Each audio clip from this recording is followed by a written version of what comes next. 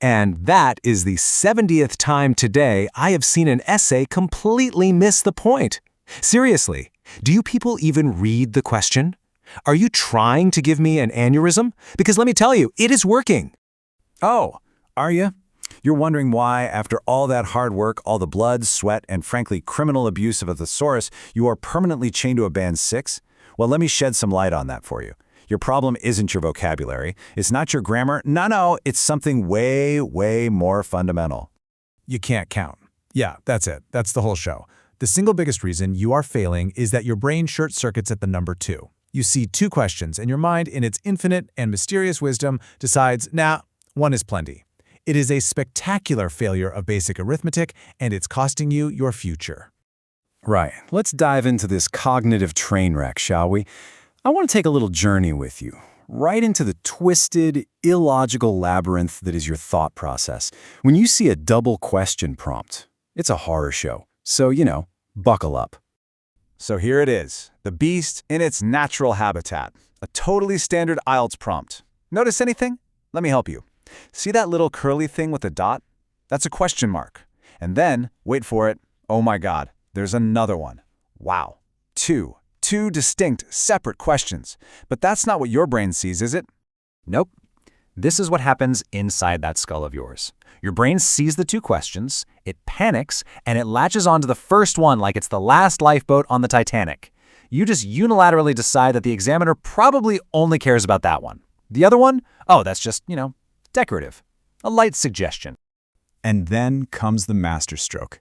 After 240 words about the profound importance of turning off the lights when you leave a room, you throw in a single, pathetic, whimpering sentence at the end about a windmill, and you sit back, you just glow with self-satisfaction, convinced you've written the Gettysburg Address of IELTS essays. You haven't. You've written garbage.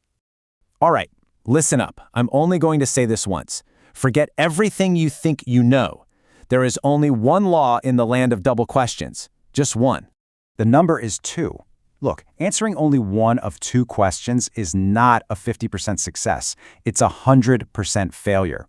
That's like hiring a hitman to take out 2 targets and he only gets 1. You don't pay him half. You're both going to prison for conspiracy to commit a half-assed job. Mission failed.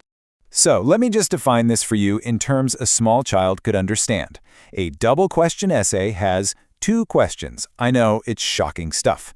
Your job is not to pick your favorite. Your job is not to write an epic novel about one and then staple a post-it note on the end for the other. Your job is to answer both. Equally. Comprehensively. Got it? This is your new blueprint. This is your new religion.